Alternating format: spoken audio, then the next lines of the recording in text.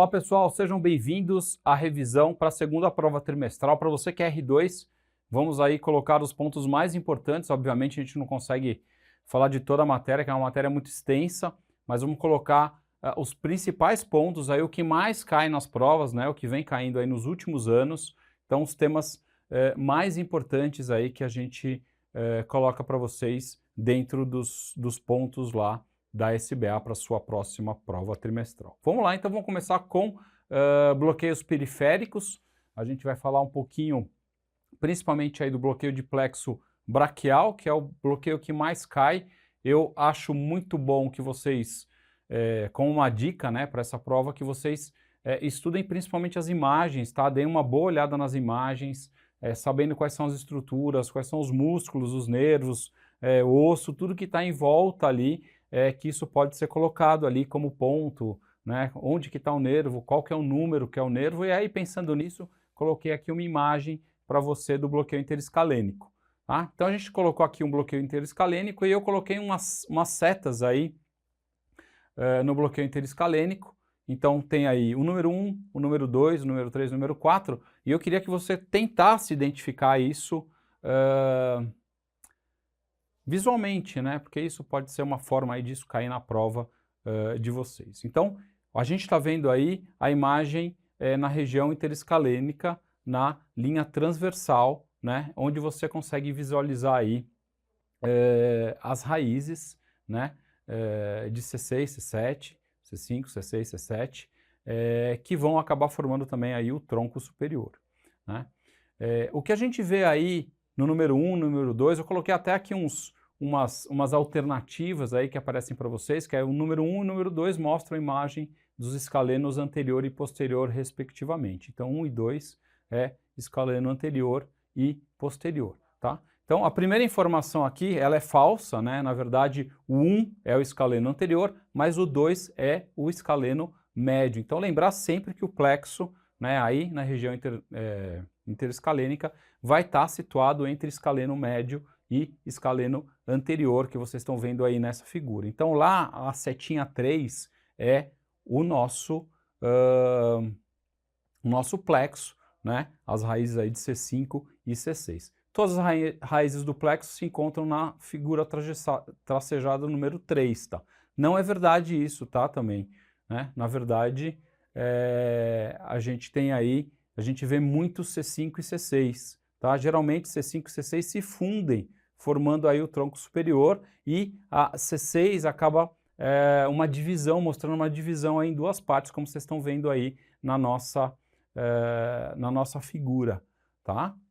Você consegue ver aí também carótida, veia jugular interna, que você consegue ver aí medialmente, né, do músculo escaleno anterior, e vocês veem esse númerozinho 4 aí, que vocês estão vendo embaixo, aí muitas vezes o número 4, ele pode ser confundido com a artéria vertebral, tá? Então, a única alternativa que está certa aí, que é V, que é o V nessa questão, é a artéria vertebral, que muitas vezes se confunde com C7, tá? Então, é uma pegadinha que pode rolar aí na prova. O anestésico local deve ser depositado na região 3, mas pode ocorrer falha radial neste bloqueio. Essa alternativa também está errada. Na verdade, a falha desse bloqueio é ulnar, tá? Então existe falha ulnar no interescalênico, é a falha que ocorre neste bloqueio, porque as raízes lá que vão dar origem ao nervo ulnar, elas saem bem para baixo, tá? Outro ponto importante desse bloqueio, lembre-se aí que o bloqueio interescalênico, ele sempre pega o frênico. Então, existem outros bloqueios que foram desenvolvidos aí com o tempo, descobertos, né, que são até mais recentes, que poupam o nervo frênico. Isso é importante em pacientes, principalmente aí que tem DPOC, né, pacientes que têm aí algumas alterações pulmonares, a gente tem que ficar de olho nesses pacientes, que a gente pode ter essa alteração, é importante esse bloqueio de nervo frênico, que ocorre em todos os bloqueios interescalênicos, né, principalmente porque o nervo frênico tem origem aí entre C3, C4 e C5, tá? Então, fiquem de olho nisso, que o nervo frênico sempre é bloqueado, porque a origem dele aí é entre C4 e C5, ok? Outro bloqueio que a gente sempre coloca aqui, que é importante, é o bloqueio supraclavicular. O bloqueio supraclavicular, ele é muito interessante, principalmente para cirurgias abaixo do ombro, né, de braço, cotovelo, membros aí para baixo, né, do braço, é porque eu consigo fazer um bloqueio fácil, né, visualmente, como vocês estão vendo aí, né, só identificando ali a subclave eu consigo chegar nesse bloqueio. Por quê? Porque eu vou lá na nossa figura, nessa figura do plexo braquial, eu consigo ver muito bem ali, né, na região dos troncos, que eu consigo bloquear todos os troncos, né, o tronco superior, o médio e o inferior com este bloqueio. Então, nas cirurgias abaixo, né, do ombro, eu tenho aí um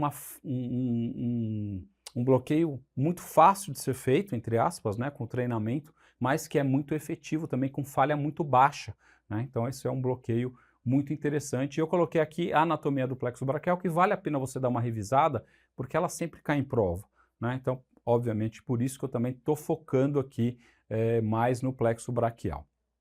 Um outro ponto importante do plexo braquial é o bloqueio axilar. Tá? O bloqueio axilar também é outro bloqueio super fácil de fazer, né? Muito tranquilo, porque eu consigo ver direitinho na imagem os três nervos, lembrar dessa distribuição, né? Mediano, ulnar e radial, sempre em volta da axila, e lembrar que o músculo cutâneo, ele já deixou a bainha, tá? E ele fica lá dentro do músculo coracobraquial. Tá? Então está fora o músculo, o nervo músculo cutâneo.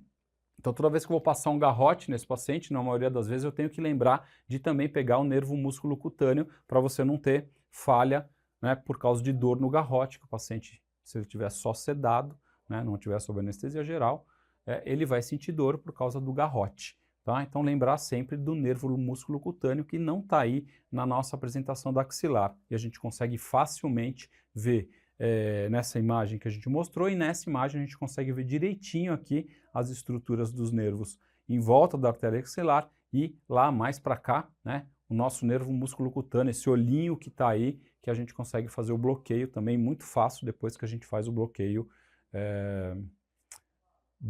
ali em volta da artéria axilar. É um bloqueio relativamente fácil de ser feito porque a visualização é muito boa, né, e com pouco de treinamento, obviamente precisa ter sempre bom treinamento, a gente consegue bloquear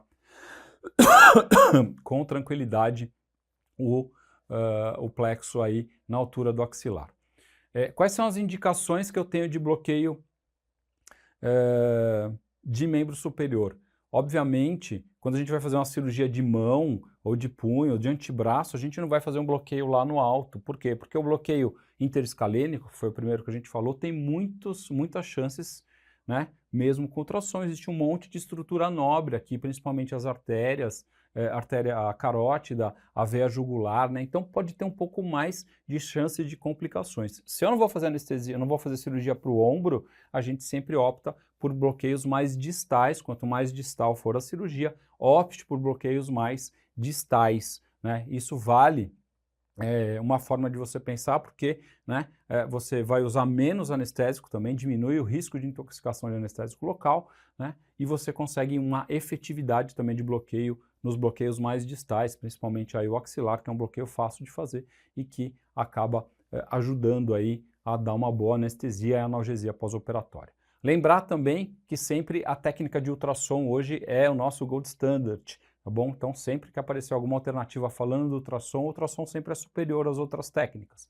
E, de preferência, sempre o ultrassom deve ser usado junto com a estimulação do nervo periférico, porque a gente diminui ainda mais a chance de erro quando a gente associa essas duas possibilidades, né? Antigamente tinham outras formas de a gente fazer anestesia, mesmo com o estimulador de plexo a gente tinha algumas falhas e que a gente caiu muito com o ultrassom. Aliás, o ultrassom melhorou não só a qualidade do bloqueio, mas diminuiu as lesões vasculares de uma forma importante, né, a diminuição dos hematomas, diminui o volume de anestésico que a gente utiliza, dessa forma a gente diminui significativamente a possibilidade de intoxicação por anestésico local também, e óbvio que a taxa de sucesso é muito maior, então a gente sempre tem que lembrar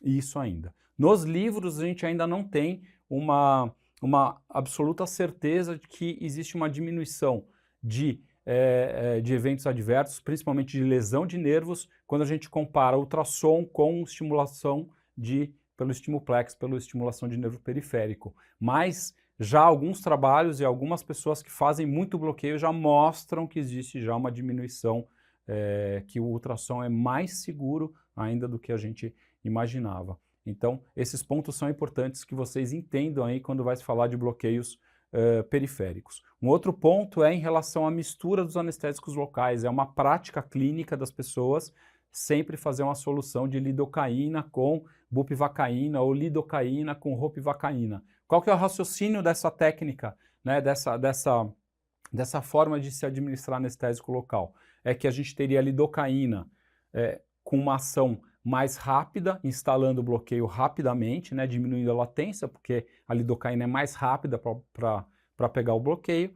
e a bupivacaína ou a ropivacaína, elas serviriam para uma analgesia mais prolongada para esse paciente. Na verdade, o que a gente vê, que a gente sabe, é que a mistura de anestésicos locais forma um novo anestésico local que ninguém sabe direito o que é, e não existem esses benefícios. Pelo contrário, né, o que os estudos mostraram, até uma meta-análise de brasileiros aqui, até conhecidos meus, que eu gosto muito dessas pessoas, eles fizeram aí uma meta-análise, um trabalho e publicaram que existe realmente uma piora da qualidade do bloqueio, uma piora e de um aumento da toxicidade dessa solução. Então, hoje, via de regra, a gente não mistura soluções, né? Se você for optar por alguma dessas soluções, sempre faça sozinho, né? A gente sempre opta por anestésicos locais de longa duração e de baixa toxicidade. Então, a ropivacaína ou a levobupivacaína hoje em dia são os anestésicos locais de escolha para esses tipos de bloqueio, porque eles vão oferecer uma segurança maior, né, uma diminuição da cardiotoxicidade e vão manter esse paciente com um prolongamento maior desse bloqueio, com mais analgesia pós-operatória. E por último, para a gente sempre lembrar que hoje a analgesia, os bloqueios de plexo, bloqueio de nervos periféricos fazem parte da analgesia, da anestesia multimodal, que a nossa intenção hoje é diminuir o máximo possível a quantidade de cada droga que a gente usa, não só dos opioides, mas diminuir todos os tipos de droga para a gente diminuir os efeitos colaterais de cada droga. Óbvio, se eu uso um pouquinho de cada droga, eu tenho muito menos chance do que se eu usar uma quantidade maior de opioide ou de qualquer outro anestésico, de ter mais efeitos colaterais. Então, sempre pensem na analgesia multimodal, na anestesia multimodal, né? E aí os bloqueios periféricos estão entrando em todos esses protocolos, inclusive da recuperação rápida dos pacientes. Então, lembre-se disso, que isso é um ponto importante para mudar desfecho, para melhorar qualidade e satisfação também do paciente durante as nossas anestesias. Ponto sobre equilíbrio hidroeletrolítico e ácido básico. Vamos começar com ácido básico, um ponto importante. Sempre quando você tiver frente a uma questão de gasometria, principalmente, de equilíbrio hidroeletrolítico ou ácido básico, lembre-se de olhar o caso clínico do paciente. Metade da resposta sempre está no caso clínico do paciente.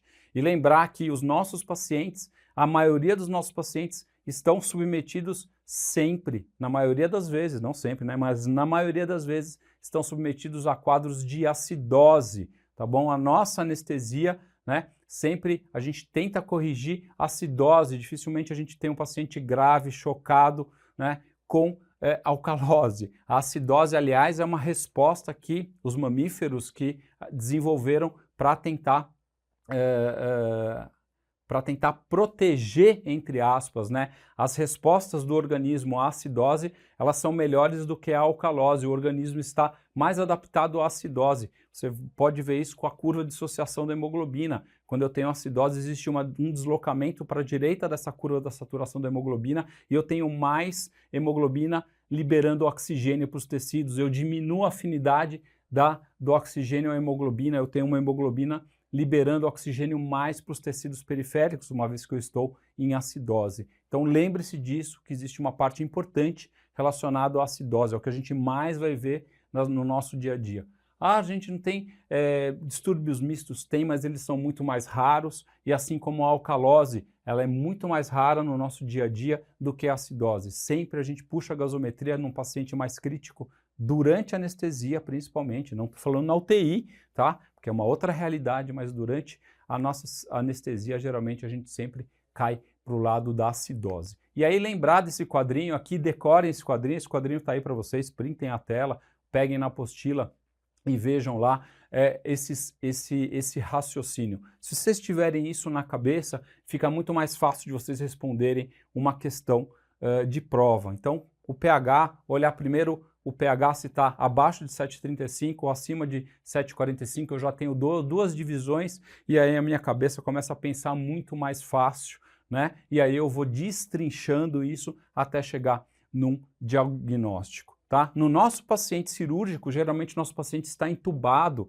então não existe alcalose respiratória, a menos que eu faça isso no meu ventilador, né? Que eu hiperventile o meu paciente e diminua o PaCO2, né? Quando que eu vou encontrar isso? Eu vou ver alcalose respiratória, eventualmente, ou quando eu faço uma iatrogenia, ou estou hiperventilando o meu paciente, ou quando eu preciso fazer uma hiperventilação numa hipertensão intracraniana que não está respondendo a nada mais e esse paciente está com risco de herniação cerebral. Ele vai ganhar uma alcalose respiratória porque por alguns minutos eu vou fazer uma hiperventilação para tirar esse no quadro, né, desse quadro de risco de ter uma herniação cerebral, tá? Então é uma situação aí mais de exceção em relação a isso. A acidose respiratória, por outro lado, é uma acidose que pode ocorrer no nosso paciente, né? Principalmente se eu estiver hipoventilando esse paciente, aí, obviamente, a gente tem que ter uma ventilação aí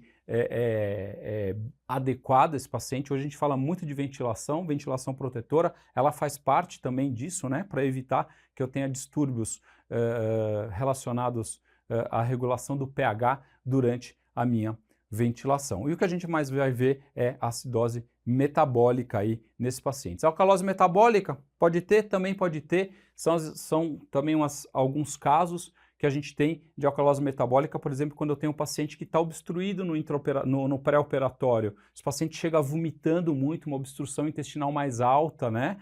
Esse paciente ele pode chegar com uma alcalose, ele vai perdendo ácidos, então dessa forma ele pode chegar aí com uma alcalose metabólica, mas são mais fáceis de eu identificar em algumas situações aí do nosso dia a dia, da nossa prática, tá bom? Então eu vou colocar alguns casos clínicos, a gente vai fazendo um raciocínio aqui para você ir vendo como que a gente pensa. É um paciente de 35 anos, terceiro PO, de apendicectomia com náuseas e vômitos recorrentes por 48 horas. Aí já tem uma dica boa, né? Um caso clínico importante, já está em alcalose, olha lá, um pH de 7,50, PCO2 de 46, um BIC de 35, sódio de 140, cloro de 94, um CO2 de 36 e um anion gap de 11, tá bom? Então o que eu preciso ver com esse paciente? Para que lado que ele está? Está no lado da alcalemia, né? Eu tô com um paciente que está com pH maior que 7,45, então eu já sei que eu vou para este lado, ele já tem um diagnóstico de alcalose,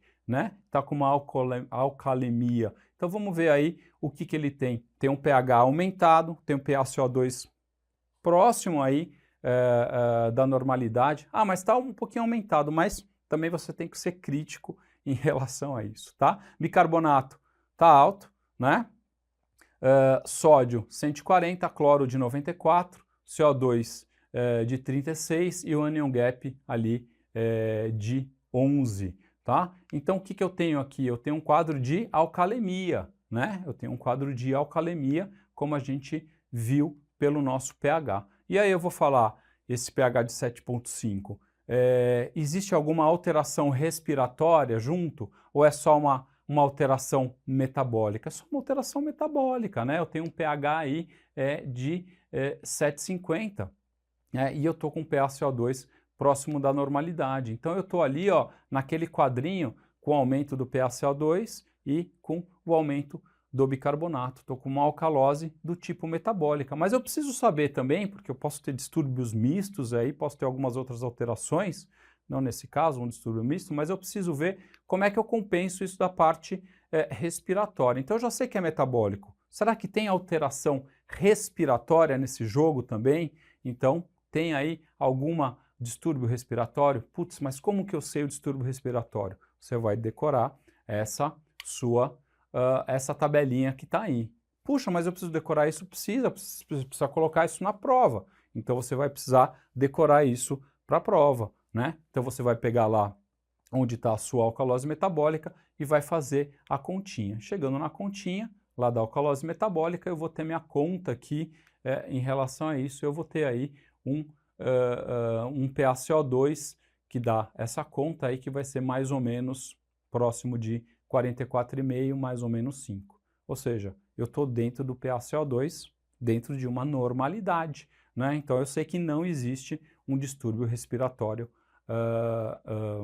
associado. Então eu sei que aqui eu tenho um distúrbio respiratório ausente, eu tenho uma alcalose metabólica pura. Por quê? Porque esse paciente estava vomitando e estava perdendo ácido, né? E aí fica fácil de você chegar nesse diagnóstico, tá bom? Então sempre lembrar de correlacionar com o quadro clínico. Se aparecer lá um quadro clínico, você vai fazer todo esse raciocínio que a gente fez agora e vai chegar nesse ponto. Um outro caso, paciente de 65 anos fez uma cirurgia de 12 horas de duração, aquelas cirurgias da cabeça e pescoço gigante, né? E a perda sanguínea foi de 1.000 ml. Recebeu 6 unidades de volume de concentrado de glóbulos vermelhos e 6 litros de soro fisiológico. A gente já sabe de cara que existe um erro aqui de reposição volêmica, né? A gente nunca faz uma reposição volêmica com grande quantidade de NaCl. Isso é um erro, né? A gente sabe disso, a gente vai ver na aula de reposição e transfusão aí na frente que existe alguma coisa de errado, eu posso estar fazendo uma iatrogenia nesse paciente. Pressão arterial e frequência cardíacas normais, estáveis durante a anestesia, débito urinário bom, urinou bem, mas depois que você colhe a gasometria, vem uma gasometria aí de 7,40, né, com todos esses índices aí relacionados. E observem aí que tem um anion gap junto e a albumina no fim. E a gente tem que lembrar disso quando a gente for fazer algumas correções do nosso anion gap. Vamos lá para o nosso quadrinho, vamos continuar o nosso raciocínio. Qual que é o nosso pH? Né? O nosso pH, ele é ácido ou é básico? Então, eu estou com pH normal. Poxa, doutor, mas tem um pH normal aí?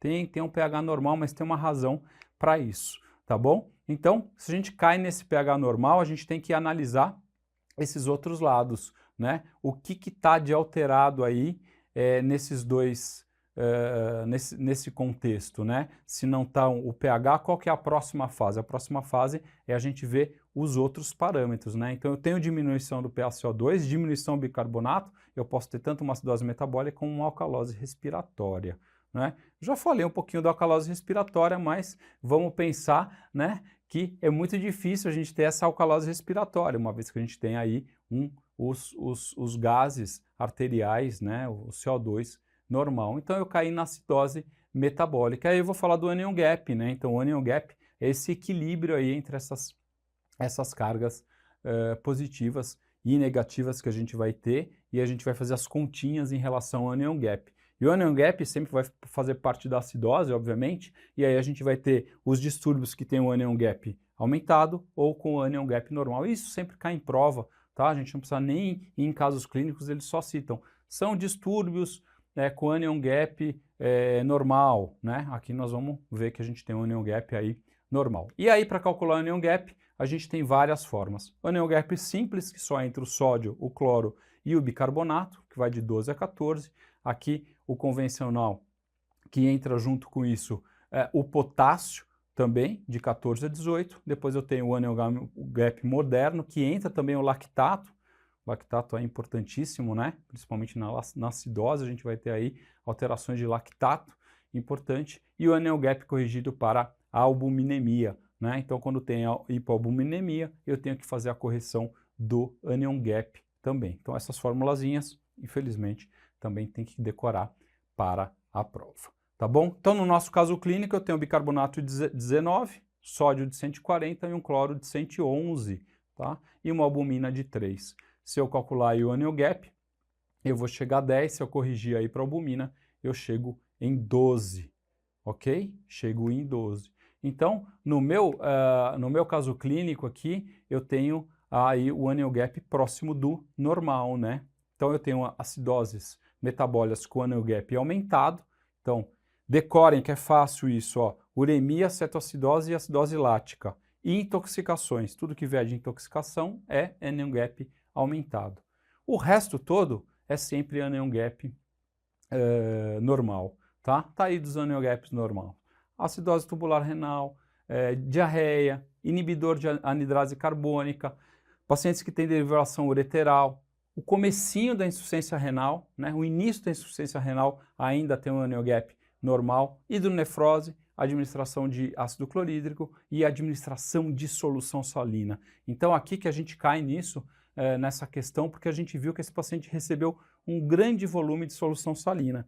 Então aqui pode ser que ele tenha aí uma alteração importante em relação ao cloro, tá? O delta ratio também é importante, tá bom? Para a gente calcular aqui o delta ratio aqui foi de 0, né? Em relação aí o annual gap e o bicarbonato. E aí a gente coloca o delta ratio com a interpretação clínica. Na nossa interpretação a gente tinha um annual gap aí menor que esse delta ratio menor que 0,4. Então a gente chega nessa acidose hiperclorêmica com o annual gap normal, tá? Depois vocês veem todas as causas que a gente pode ter aí em relação ao delta ratio, tá bom? Então a gente tem aí uma acidose metabólica com annual gap normal e uma hipercloremia presente. Ok? Então essa aí é a nossa resolução. Isso é super comum também se você já se deparar com o enunciado falando de um paciente que recebeu um grande volume de solução fisiológica, né, não a solução, outras soluções balanceadas, como o ringer lactato, o próprio plasma light, você tem uma chance grande de estar tendo uma acidose metabólica neste paciente. Tá bom? Então foram 2 casos aí para vocês fazerem esse raciocínio, né, e estudarem um pouquinho isso, dar uma revisada em relação àquelas tabelinhas, o que você precisa decorar para a prova. Vou falar um pouquinho também dos distúrbios hidroeletrolíticos que são muito frequentes e que caem bastante na prova, principalmente hiponatremia é um deles, né? Raramente a gente vê hipernatremia. A hipernatremia geralmente ela é iatrogênica, né? Ela está relacionada à infusão de soluções fisiológicas daquelas concentradas, né, tipo o salgadão, a 3,5% ou a 7%, né, que são utilizadas em situações aí particulares, né. A hiponatremia a gente vê mais frequentemente, né, tem uma relação importante com mortalidade, não se sabe ainda direito qual que é essa relação, mas pacientes que ficam hiponatrêmicos têm aí piora de desfecho. A gente vê hiponatremia no nosso dia a dia anestésico, principalmente naquelas cirurgias de RTU de próstata, né, durante muito tempo, que são um volume grande daquelas soluções de irrigação, você pode ter a hiponatremia. É uma das causas aí de hiponatremia, é a intoxicação hídrica da síndrome da ressecção de transuretral de próstata. Tá bom? Então eu começo a ter um paciente com irritabilidade, com apreensão, com confusão, ele pode começar a ter até dor de cabeça, né, com 120, e você vai ver que o sódio ele vai ser muito mais importante, entre aspas, para o nosso sistema nervoso central do que para o coração. Quando você começar a ter alteração do coração, esse cara já está com uma hiponatremia bem importante, tá? Então lembre-se disso. E depois você começa a ter aí sonolência, náuseas, podendo chegar em convulsões e coma, e as alterações do eletrocardiograma, né? Então lembre-se aqui, principalmente na hiponatremia aí entre 115, né, mais ou menos nesse nível, é muito interessante, porque esse paciente começa a ter confusão mental, né, começa a ter mais sonolência, pode ter náusea, e ele começa a ter alterações de eletro, né, alarga um pouquinho o QRS e às vezes ele faz um suprinha de ST. E aí muita gente confunde esse supra de ST aí, falando, pô, esse paciente pode estar infartando, fazendo hipotensão e fazendo confusão mental por causa de uma hipotensão, né, por baixo débito. Mas não, lembre-se sempre aqui que a hiponatremia, né, essa diluição por causa desse aumento de volume que esse paciente tem, pode causar essa elevação do ST. E abaixo de 110, a fibrilação ventricular ou TAC ventricular. Então, na hiponatremia, você tem que restaurar aí o sódio de 0,5 ml/kg por litro por hora, né? Aqui é só em casos crônicos. Não tem uma recomendação para hiponatremia aguda. A gente faz a reposição do sódio de forma lenta nesses pacientes, tentando chegar em 120. Quando chega em 120, a gente para essa reposição, tá? Né? Por quê? Porque tem algumas descrições de reposição rápida de sódio com desmielinização da ponte, tá? Desmielinização pontina. Então esse é um efeito colateral que pode ter, mas isso não tem nada escrito em anestesia, tá? Não tem nenhum caso descrito, a gente vê isso mais no paciente crônico, mas como tem no paciente crônico, se deduz que pode ter também no paciente agudo, tá bom? Outro distúrbio importante, hipercalemia, sempre cai na prova hipercalemia as alterações em relação ao eletro. Então vamos lembrar, sódio, sistema nervoso central, e potássio importantíssimo na parte cardiovascular, a gente sabe muito bem. Então de 5,5 a 6,5, uma onda até apiculada, aumento do PR, depois a gente vai tendo alterações, né, até que depois de mais de 8, né, lá para 9, 10 eu começo a ter a chance maior desse paciente fazer uma fibrilação ventricular. Quem são os pacientes que têm mais hipercalemia que a gente vê? Pacientes que vêm graves com cetoacidose diabética, que tem que ser submetidos a um procedimento, que estão com potássio super descompensado, é um paciente que pode fazer uma hipercalemia aguda. E aí, o que eu faço nessa hipercalemia? Eu tento fazer uma proteção do paciente e uma diminuição do potássio, tá? No nosso intraoperatório agudo, né, eu uso o gluconato, o cloreto de cálcio, que ele não diminui a hipercalemia, mas ele faz uma proteção, entre aspas, do miocárdio. Então, diminui efeito nas membranas lá no coração, tá? Para diminuir a chance desse paciente ter alterações e disritmias, tá? O que você pode fazer são essas 3 manobras, insulina mais glicose, bicarbonato ou beta-2 agonistas. Essas sim vão fazer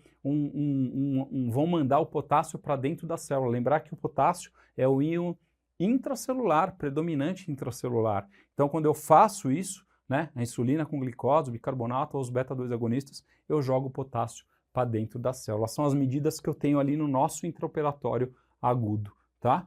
Posso remover potássio com diálise, com diurético, com resinas trocadoras? Sim, diálise e resinas trocadoras é para depois, eu não consigo fazer no nosso intraoperatório, posso fazer um pouco de diurético para espoliar um pouco de potássio. Mas o mais importante aqui durante a cirurgia é fazer ou a solução polarizante, o bicarbonato, ou o beta-2 agonista, ou os 3, se você precisar de uma hipercalemia aí importante, tá bom? Então sempre aprender a tratar aí o potássio. E eu coloquei aqui o magnésio, porque hoje em dia o magnésio virou uma droga banal, né? Uma droga, não, um medicamento banal, porque a gente está usando o magnésio para quase todas as anestesias, principalmente por causa da analgesia multimodal. Então lembro, junto com os bloqueios periféricos, muita gente faz magnésio EV, ketamina, lidocaína, tudo isso EV. Então a gente está tendo aí magnésio bastante no nosso dia a dia. Lembrar que o magnésio tem também efeitos colaterais importantes no paciente e a gente tem que tomar cuidado quando a gente usa magnésio. Lembre-se lá da grávida que vai sulfatar, né, que você já viu lá no CO, que está com a doença hipertensiva específica da gravidez e está sendo sulfatada por qualquer um dos esquemas, a gente tem que ter ali o controle de reflexos, de frequência respiratória. Então existem alterações importantes em relação ao magnésio, né? Então, olha lá, a partir de 5 a 7 miligramas por decilitro, eu começo a ter já alterações importantes, principalmente os reflexos desse paciente. Esse paciente fica com hiporreflexia, ok? E a partir daí eu vou cada vez piorando mais o meu quadro desse paciente. Então, o magnésio também tem que ser, né, bem cuidado, a gente tem que ter aí uma titulação boa para o magnésio. E lembre-se que o magnésio tem uma grande influência na nossa anestesia. O magnésio bloqueia o cálcio e eu tenho fraqueza muscular com magnésio. Então, toda vez que eu faço uma anestesia geral no paciente que está com magnésio alto ou sulfatada, lá a gestante, que eu preciso fazer uma cesárea de urgência, lembrar que esse bloqueador neuromuscular adespolarizante, né, vai durar muito mais nessa paciente, tá bom? Então, eu tenho que ficar de olho nessa interação do magnésio com os bloqueadores neuromusculares, que prolonga muito o tempo e a duração, ok? Reposição volêmica e transfusão, também é um tema grande aqui, vamos dar uma pincelada aqui importante nos nossos fluidos, né, os cristalóides balanceados, não balanceados, hipertônicos, os amidos, gelatinas e albumina e também os hemoderivados, a gente vai falar aí um pouquinho, uma pincelada de cada um deles, né? Lembre-se aqui do Plasma Light, o Plasma Light parece ser uma solução bem balanceada, bem isotônica, com um bom pH, né? Tem o magnésio aí, que é a vedete da vez, né? Tem seus tampões e parece que tem um desfecho bom em grandes infusões, quando você precisa dar um pouco mais de volume para o paciente e nos pacientes críticos. Qual que é o problema do Plasma Light? Ele é caro, tá bom? Então você não vai ver frequentemente Plasma Light em todos os hospitais, tá? Mas quando a gente coloca ele aí do lado do soro fisiológico, obviamente que ele é muito melhor, e depois o Ringer lactato, que também é uma solução balanceada, que tem muito mais eletrólitos, né? E que faz aí uma reposição um pouco melhor do ponto de vista aí de reposição junto de eletrólitos, né? Não é que nem o soro fisiológico, que só tem o sódio e cloreto, tá bom? Soluções hipertônicas que eu falei lá para vocês, soluções hipertônicas salinas a 7,5% ou a 3%. A 3% é o que a gente repõe o sódio lá na nossa hiponatremia, lá da RTU de próstata, tá bom? E a solução salina 7,5%, a gente utiliza em alguns casos, né, bem indicados. Existe uma indicação clara e precisa em relação à solução hipertônica, o salgadão, a salina, é no paciente que chega com TCE chocado no hospital, né? Esse paciente ele vai ganhar bastante com essa solução. Existe uma boa aplicação, porque você, além de tratar a hipertensão intracraniana, né, você também vai tratar o choque desse paciente. E lembrar que a gente precisa manter uma perfusão cerebral, né, numa PIC já aumentada, então a gente vai aumentar a pressão desse paciente e também vai melhorar essa pressão de perfusão cerebral, né, de uma forma boa, e vai diminuir a pressão intracraniana. Então a solução salina bem indicada nessa situação, paciente chocado com um TCE associado, tá bom? A albumina vem sendo utilizada aí em grandes cirurgias, né? Existe uma indicação precisa aí no paciente do ascite e no grande queimado, mas a gente vê o uso da albumina em cirurgias de grande porte, onde a gente quer evitar muito o uso de soluções cristalóides, principalmente em pacientes mais críticos, como no transplante hepático, nos hepatopatas, né? No transplante hepático, nas cirurgias de grande porte aí que duram muito. Então o uso da albumina vem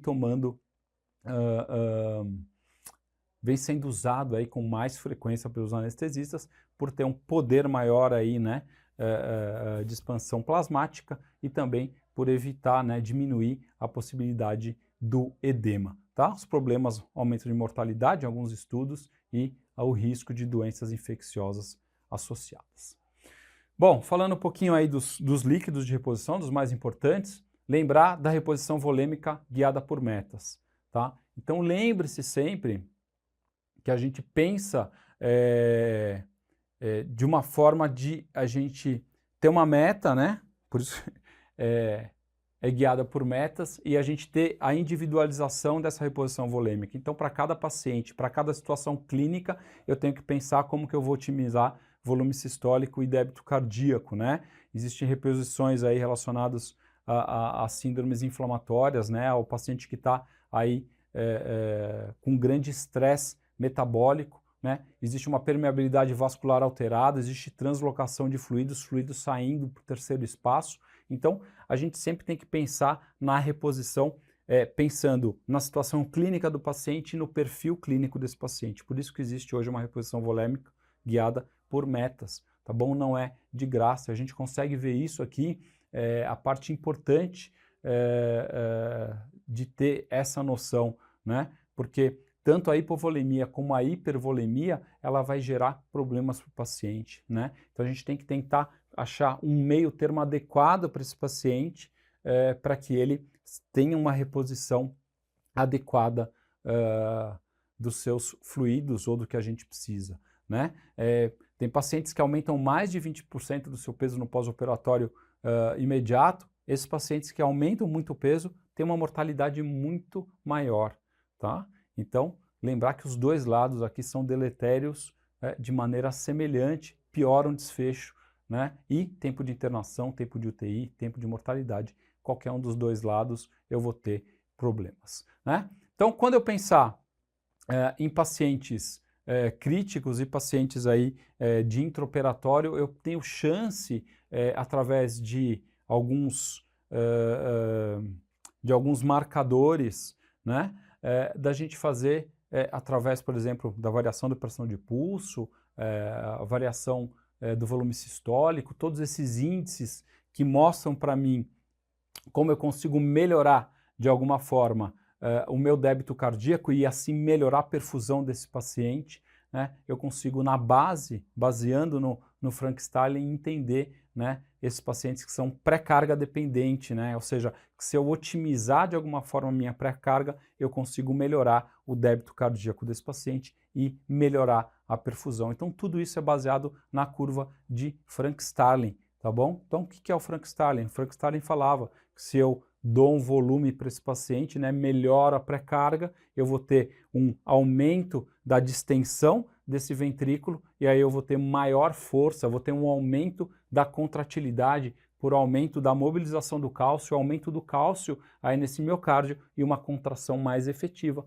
melhorando o meu débito cardíaco, tá bom? Então, eu tenho que lembrar que nos pacientes que têm uma função ventricular normal, eu consigo ter essa resposta, né? E nos pacientes que eu não tenho isso, que tem uma baixa função ventricular, geralmente eu não vou conseguir ter essa reposição de uma forma adequada. Então, sempre quando eu pensar na reposição volêmica, pensando em tudo que eu tenho que fazer por esse paciente, obviamente que eu não vou pensar só em pressão arterial média, né? Eu tenho que estar com todos os meus parâmetros aqui de uma forma adequada. Então, no paciente que começa a ter baixo fluxo, começa a apresentar sinais de choque, né? Eu preciso entrar com todas essas medidas aqui e aí eu ver, né? E me guiar, né? Isso vale quando você for estudar choque, como que você vai fazer diagnóstico. Então, você tem que ter tudo isso na sua mente, né, e seguir esses parâmetros aqui para você ir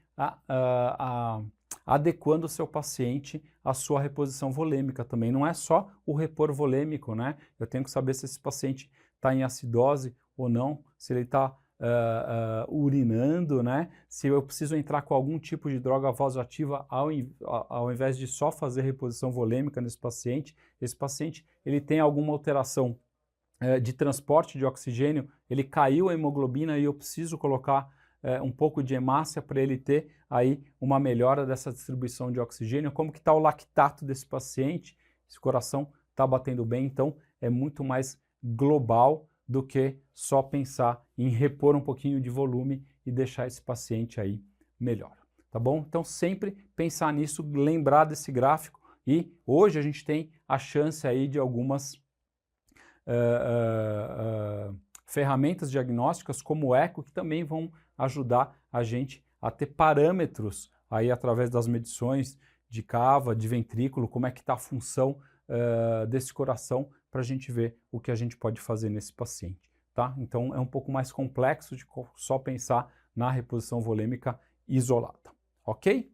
Em relação aqui aos hemocomponentes, coloquei aqui essa figurinha para vocês, então lembrar que existem os hemocomponentes, existem os hemoderivados, tá? Os hemoderivados são derivados ali do plasma fresco congelado, eu tenho a albumina, as globulinas e os concentrados de fator de coagulação, tá? Isso são hemoderivados, o resto é tudo hemocomponente. Então, o sangue total, o plasma concentrado de hemácias, concentrado de plaquetas, o plasma fresco aí congelado e o criopreceptado que a gente utiliza em algumas situações. Hemácias, qual que é a nossa única indicação de transfundir hemácia? É número? Não, não é número, é clínica do paciente, é qual é o paciente, obviamente vocês têm que saber disso, né? O paciente de 25 anos, atleta, ele vai tolerar uma hemoglobina mais baixa, diferente do meu paciente coronariopata de 70 anos, que vai estar uma hemoglobina de 10, para ele talvez seja horroroso para esse paciente. Então a gente sempre tem que pensar na clínica do paciente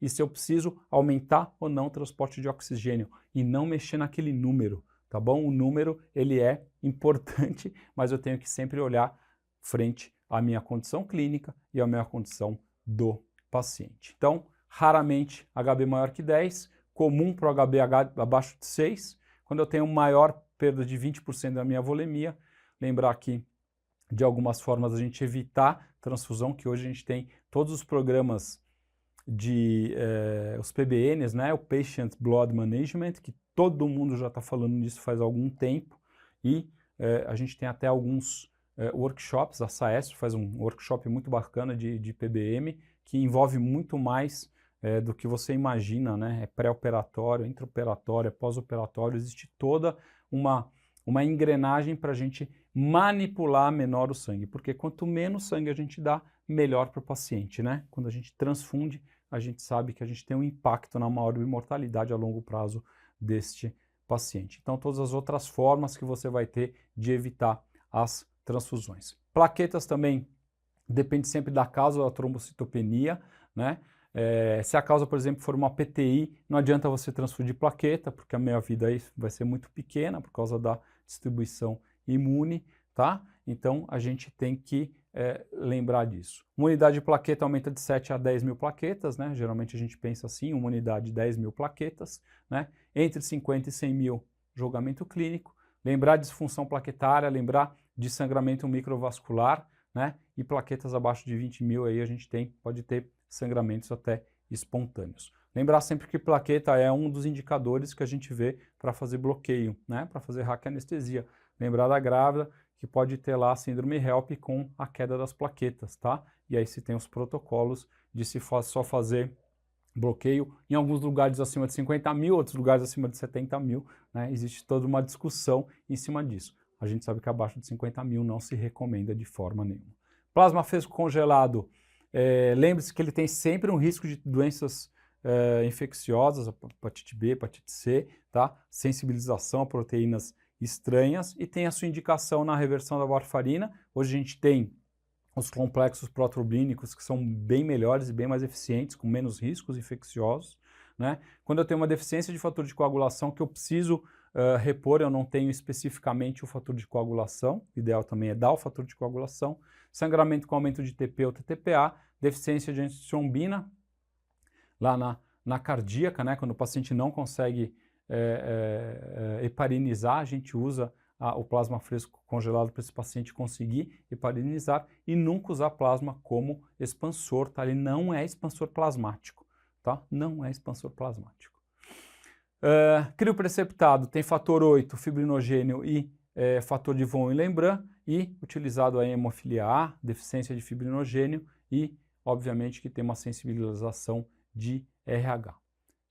O ABO, existe essa compatibilidade? Sim, tem aí uma concentração de anticorpos no crio, mas ele é extremamente baixo, tá bom?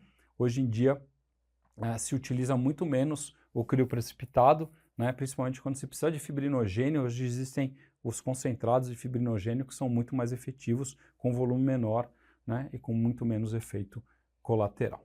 Complicações transfusionais, lembrem-se aí de complicações que estão implícitas, que vão acontecer em qualquer transfusão, principalmente aí na transfusão de hemácias, né? Desvio da dissociação da hemoglobina, coagulopatia, erros com reações hemolíticas, intoxicação por citrato. Lembrar que, principalmente no sangue, na nossa bolsa lá de transfusão, eu sempre vou ter um anticoagulante, que é o citrato de sódio. Esse citrato de sódio, ele quela o cálcio, e aí eu tenho hipocalcemia, né? E eu posso ter tanto uma depressão cardiovascular como a diminuição do cálcio, que também é importante para a coagulação.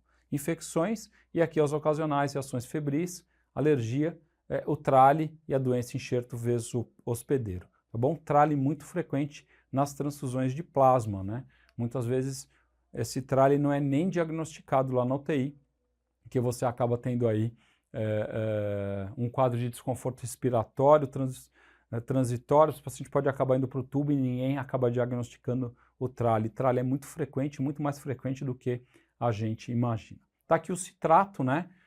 Velocidade e quantidade de transfusão, que vai quelar o cálcio. Mais frequente é a hipotensão nesse paciente, porque lembrar que o cálcio é super importante lá na minha bioeletrogênese cardíaca. Lembra do platôzinho lá que faz o cálcio no coração, né? E eu diminuo a contratilidade desse paciente e acabo diminuindo o débito cardíaco, tá? É muito frequente quando você tem quadros de hipotermia essa associação. A hipotermia não é só ruim, é ruim para toda a cascata de coagulação, porque tudo é enzima e eu preciso de enzima funcionando em pH e temperatura adequada. Quando eu tenho hipotermia, eu tenho diminuição da atividade enzimática e tudo que é fator de coagulação é proenzima que vira enzima, né? 7A ativado, né? não sei o que, ativado. Então essa ativação é dependente de temperatura. Se você tem hipotermia, você tem coagulopatia associada. E durante os transplantes hepáticos, a gente vê bastante essa intoxicação que pode ocorrer, principalmente quando não tem mais fígado para metabolizar esse citrato de cálcio, e aí eu tenho uma chance maior de ter a hipocalcemia e ter aí a hipotensão. E o trale, que eu falei para vocês, aí um edema pulmonar não cardiogênico, uma reação mediada por anticorpos, geralmente nas primeiras 4 horas após a transfusão, tá? E está muito associado com plasma fresco congelado. Como que a gente trata? Não tem tratamento, ok? É só suporte para isso, tá bom? Então você tem que fazer aí o suporte desse paciente, geralmente na UTI. A gente não vê trale porque a gente raramente transfunde plasma e fica com o paciente por mais 8 horas, 6 horas, 4 horas, que seja, tá bom? Então a gente acaba vendo trale, quem vê é o intensivista, se é que ele vai conseguir fazer este diagnóstico. Último ponto que cai na prova, um ponto gigantesco também, putz grila, coagulação, ponto que eu gosto muito, acho muito bacana a coagulação. Lembrar da hemostasia primária, então, hemostasia primária aqui só resumindo, processo inicial de coagulação, lesão vascular e formação do tampão hemostático com toda a parte de agregação plaquetária. Então lembrar aqui que na hemostasia primária a gente vai ter todos os antiplaquetários, inclusive os pacientes que tomam a antiagregação plaquetária dupla, né, de AS mais clopidogrel, certo? Então a gente tem que lembrar que é aqui que a gente vai ter a ação dessas drogas nesse primeiro instante. É o que a gente mais vê, né, desses pacientes anticoagulados hoje, essa anticoagulação aí feita de rotina, principalmente nos pacientes aí coronariopatas. A gente vai para a hemostasia secundária, que tem tanto o modelo clássico, que vem caindo, né, a gente acha muito estático o modelo clássico, né, a gente não, né, os estudiosos acham. Hoje existe um modelo celular, que a gente explicou aí durante a aula, né, e a terceira parte que está aqui, que não é a hemostasia terceira, mas é a fibrinólise, né, que depois da formação do trombo, você tem que ativar os mecanismos antitrombóticos, né, para limitar o tampão, evitando trombose. Né? Um dos principais agentes aqui é o ativador do plasminogênio tecidual, TPA, né, que converte o plasminogênio circulante em plasmina, que é uma enzima fibrinolítica que lisa a rede de fibrina, tá bom? E aqui a gente vai ter uma droga muito importante que tem se usado muito também, até para fazer, para tirar lipoma, estão usando os antifibrinolíticos. Não serve para isso, tá bom? Mas a gente vai falar um pouquinho delas lá para frente. Vamos falar um pouquinho de uma doença que sempre cai em prova, doença de von Willebrand. A doença de von Willebrand ela é dividida aí em 3 tipos, tá? Eu tenho o tipo 1 e o tipo 3, tá? Que são o tipo 1, aliás, que é quantitativa, que é autossômica dominante, é uma doença leve, tranquila de ser tratada, os pacientes vivem relativamente bem, tá bom? Obviamente também é o tipo mais comum e o tipo mais leve que tem. O tipo 3 é um pouco mais grave, é autossômico recessivo, né? E é um paciente que vai ter uma diminuição importante do nível de fator de von Willebrand, tá? Esse é o único tipo que pode causar hemorragia espontânea aí em articulações e nos tecidos moles e que é muito confundida com a hemofilia, tá bom? Então, doença de von Willebrand, lembrar um problema aí em relação, né, à plaqueta, né? A gente vai ter aí uma alteração do fator de von Willebrand que vai ser importante aí nas ligações plaquetárias, tá bom?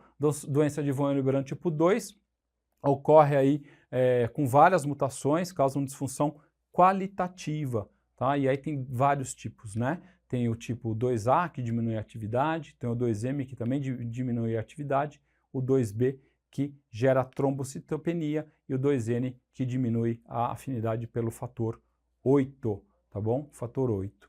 2N, o 2N também é chamado N de Normandia, tá? Tem uma diminuição da afinidade pelo fator 8 e deficiência na hemostasia secundária também. Este aqui é bem confundido com a hemofilia do tipo A, ok? Porque tem uma diminuição também de fator 8 associado à diminuição da meia-vida desse fator. Muito bem, como que a gente faz diagnóstico? História clínica, geralmente aqui o TP é normal, TTPA pode estar alterado, e fazem-se alguns testes, tem esse teste aí da histocetina ou a própria dosagem do fator de Von-Willebrand e do fator 8 de coagulação, tá bom? Como é que trata o tipo 1? O tipo 1 eu trato dando DDAVP, ok? Que é a desmopressina, libera fator de Von-Willebrand que está lá no revestimento dos vasos sanguíneos, né? E é o tratamento de eleição para isso, tá bom? Pode ser administrado por EV ou por subcutâneo, até tem um sprayzinho nasal para isso, tá? O fator 8 ou concentrado de Von-Willebrand é um tratamento que você usa para o tipo 3, tá bom? Então, é o tratamento aí principalmente nas hemorragias graves desses pacientes, né? E pode ser usado para todos os tipos quando eu tiver uma alteração grave em relação a isso. Sempre se recomenda o uso dos antifibrinolíticos, que eu falei lá para vocês no começo da cirurgia, tá? O antifibrinolítico, ele vai sempre diminuir sangramento, tá? Então é sempre bom a gente usar o antifibrinolítico nesses pacientes, tá bom? É uma indicação boa dos antifibrinolíticos, a gente vai ver quais são as indicações, mas é uma das indicações mais importantes. No tipo 2, que são as qualitativas, o 2A se usa DDAVP ou os concentrados, né? O 2M também usa o mesmo tratamento, já o 2B só os concentrados e o 2N você pode usar o DDAVP e também o concentrado de fator de Von-Willebrand com fator 8, tá? Antifibrinolíticos também sempre indicado nesses pacientes, tá? Sempre se usa antifibrinolíticos também nesses pacientes, se eles forem para as cirurgias. Bom, eu vou falar um pouquinho aqui do que a gente hoje pensa quando a gente tem um sangramento, então isso faz parte daquele protocolo do Patient's Blood Management, que é um manejo do paciente sangrante, principalmente aí na cirurgia, né? Então, quando a gente tem esse paciente sangrando, a gente tem que ter uma categorização aí das nossas condutas. Então, aqui do mais simples lá para o mais complexo em relação às nossas atitudes. Então, a primeira coisa, quando o paciente está sangrando, eu tenho que fazer ele parar de sangrar, para ele parar de perder fator de coagulação, perder plaqueta, perder sangue, tá bom? Então, a hemostasia cirúrgica é a parte mais importante. Parte 2, ajustar a homeostase. Paciente sangrando, eu preciso ver se essa homeostase está regulada, porque se eu tiver paciente acidótico, hipotérmico, eu já tenho problemas em relação à minha coagulação. Então, eu preciso que esse paciente esteja quentinho, precisa estar com uma pressão razoável aí de perfusão. Eu preciso que esse paciente esteja bem ajustado no ponto de pH. Então, acidose e hipotermia são 2 pontos que eu tenho que sempre cuidar nesse paciente. Ajustei pressão, vejo o meu cálcio também. Meu cálcio está ok, porque lembrar que o cálcio é importante na nossa cascata de coagulação também. Então, eu tenho que tomar esses cuidados para depois pensar em algum outro ponto. Esse paciente usa antiplaquetário, algum tipo de hipercoagulante. Esse paciente já tomou seu antifibrinolítico para evitar a hiperfibrinólise. Se tudo isso não adiantou e esse paciente continua sangrando, quando ele sangra, ele perde muito fator de coagulação. Qual o maior fator de coagulação que eu tenho? O 1, que é o fibrinogênio. Então, quando eu tenho uma perda acentuada de sangue, a primeira coisa que eu tenho que repor não é plasma de fator de coagulação, né? Plasma, vou dar fator de coagulação. Não, eu tenho que dar, de preferência, fibrinogênio para esse paciente, tá? Então, fibrinogênio é o primeiro ponto que eu penso em dar para esse paciente que está sangrando. Ou um concentrado de fibrinogênio, ou um crioprecipitado que tem mais fibrinogênio. Mas o que a gente dá hoje mais é o fibrinogênio mesmo para esse paciente, tá? Do concentrado, né? Um hemoderivado que a gente tem. Depois, fatores de coagulação, se não parou o sangramento, eu vou dar fator de coagulação para esse paciente, depois eu penso em plaquetas, depois eu penso em fator 7, tá? Essa é a ordem que eu tenho que ter em relação à atitude do meu paciente que está em sangramento, tá? Então, recomendo mais uma vez que vocês façam um workshop da SAESP de Patient Blood Management, PBM, tá bom? Que é muito bacana, é muito legal e vai te dar um norte legal em relação ao sangramento cirúrgico, tá? Obviamente tem que ver causa, tem que ver um monte de coisa, não é tão simples assim como eu estou falando, tá bom? E aqui os antifibrinolíticos. Então lembre-se aí, o ácido aminocapróico e o ácido tranexânico são derivados sintéticos da lisina, que é um aminoácido aí né? E eles acabam fazendo uma inibição competitiva do sítio de ligação no plasminogênio, evitando aí a conversão para a plasmina e a degradação da fibrina. Então você tem uma diminuição da nossa fibrinólise, né? Você tem uma inativação da plasmina, diminui essa degradação de fibrina e a formação dos PDFs, dos produtos de degradação da fibrina, que tem efeitos também anticoagulantes, tá? Incluindo inibição de agregação plaquetária, inibição da ligação cruzada de cadeias de fibrina, tá? Então você evita que esse paciente sangre. Então eu tenho todas essas alterações aí e eu tenho os meus antifibrinolíticos fazendo essa inibição. Então estão aí a ligação do ácido tranexânico que é feito e inibindo aí a fibrinólise. Então eu tenho algumas indicações boas de você usar os antifibrinolíticos. Quando que eu uso antifibrinolítico? Quando que eu tenho indicação de usar antifibrinolítico? O paciente vai sangrar, ok? Redução de sangramento em cirurgias de grande porte. Quando eu quero reduzir transfusão dos meus pacientes, e reduzindo transfusão, eu reduzo complicações, reduzo internação e custos, tá bom? Então, quais são as cirurgias indicadas aí? Cirurgia cardíaca, já está bem indicado você fazer uma cirurgia cardíaca lá no seu início da cirurgia, o uso do ácido tranexânico, por exemplo, né? Por que só se fala de ácido tranexânico, o famoso transamin? Porque eu tenho muitos estudos falando do ácido tranexânico e muito pouco do ácido aminocapróico. Todas as grandes revisões e meta-análises estão relacionadas ao ácido tranexânico. Por isso que a gente usa mais o ácido tranexânico. Quais são as outras possibilidades? Pacientes traumatizados, lembrar do CRASH 2, aí até 3 horas do trauma, vale a pena fazer o antifibrinolítico, que eu vou diminuir sangramento, diminuir transfusão, diminuir mortalidade aí nesse paciente. Nas próteses também está bem indicada cirurgias de coluna, as grandes cirurgias de coluna, cirurgias urológicas, né, RTU, no câncer de próstata, no transplante hepático também existe uma indicação importante dos antifibrinolíticos, ok? Então sempre quando eu penso em sangramento, né, cirurgias de grande porte, como as que eu falei aí para vocês, existe a indicação clara dos antifibrinolíticos. Espero que eles caiam na prova de vocês e vocês acertem aí uma questãozinha ganhando pontos para o seu CT. Ok, pessoal? Então essa foi uma revisão aí dos principais pontos, analisando os últimos anos aí, o que caiu, o que pode cair na prova de vocês também. Espero que ajude vocês, dê mais uma revisada aí na matéria, que vale a pena, e boa prova para vocês aí na próxima terça-feira.